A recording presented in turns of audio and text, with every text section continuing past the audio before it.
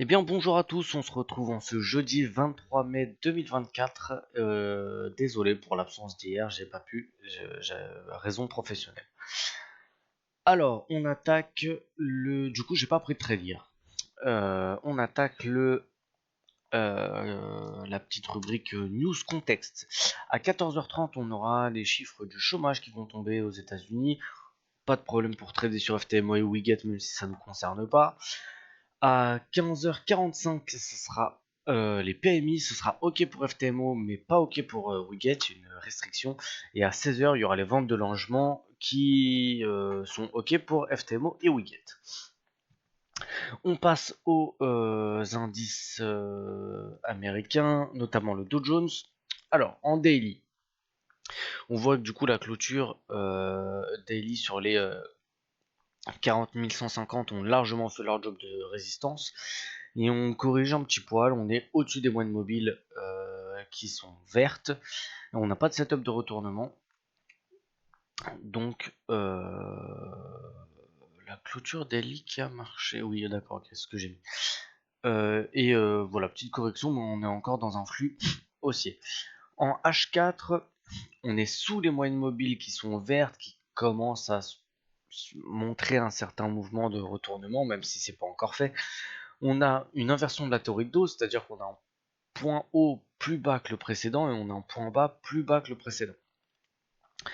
Comme contre-argument quand même d'une potentielle baisse, par contre on a quand même les 61,8 de dernière vague haussière nette qui a bloqué et qui a fait la zone support, qui est d'ailleurs la zone que je voulais chercher. Je sais pas si vous vous souvenez, je vous parlais de la zone 39 750, et ben là c'est la zone 39 715 qui a quand même fait le job. On a, je sais pas si vous vous souvenez, on a parlé, j'ai fait un short là-dessus d'ailleurs.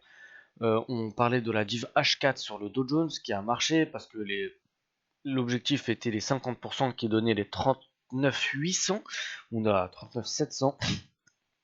Donc on a défoncé l'objectif de la div. Et bah c'est tout, on est voilà, version Nator voilà, tout est dit. En H1, tac tac tac, bon, théorie de dos baissière, là on voit plus que bien, on est sous les moyennes mobiles qui sont rouges cette fois-ci, donc on a un flux court terme qui est passé baissier, c'est-à-dire que si on a un OPR là-dedans avec un ratio de 2, on peut le prendre. Et ouais, bah vas-y, on passe direct au plan, de toute façon il n'y a rien d'autre à dire. Alors, si j'ai un petit rebond sur la zone, je sais pas, des 800 et quelques, pourquoi pas, les 50% de FIBO peut-être, et que j'ai un OPR qui casse là-dedans, une réintégration ou un cassure pullback, je peux shorter là-dedans à condition que j'ai un ratio de 2 avant la zone des 61,8 parce que bah, c'est une zone qui, voilà, il y a toujours un peu de bazar là-dedans. Sinon, si j'ai un setup, on continue de corriger, j'ai un setup un setup de retournement sur cette zone-là, je peux payer en contre-flux. Il me faudra un ratio 3 minimum pour pouvoir rentrer sur un setup pour que au niveau du money management, ça soit ok. Sinon, autre plan, on casse la zone des 61,8. On attendra une vraie cassure en H1 parce qu'on a vu qu'on a fait une belle petite mèche en dessous. Mais on attendra une belle cassure en H1. On continuera de shorter dans le sens du flux là-dedans. Voilà pour ce qui est les plans sur le Dow Jones. Sur le Nasdaq. Alors, sur le Nasdaq, eh ben, on a clôturé hier. Vous savez qu'hier c'était la fête, c'était les résultats d'NVIDIA. Très très important, j'en ai très très importante pour le Nasdaq. On a clôturé avec une toupie rouge, mais on a ouvert ce matin avec un gap haussier de pas si grand que ça le gap. On a fait un gap de 40 points, 50 points. Mais c'est quand même un gap haussier. On est largement au-dessus des moyennes mobiles rouges. On a fait un nouvel ATH aujourd'hui. Pas de setup de retournement pour le Nasdaq. En H4, on a ce support oblique qui fait le job en H4. En H1, vous allez voir qu'il est beaucoup moins beau parce qu'il y a une espèce de fake cassure qui remonte. En tout cas, voilà, là, ça nous fait même un triangle ascendant pullback puis repart, c'est plutôt cool. On a, alors, on va appeler ça une divergence, mais bon, voilà. J'ai vraiment zoomé, hein. Ça fait vraiment un plus bas sur le RSI, et là on a un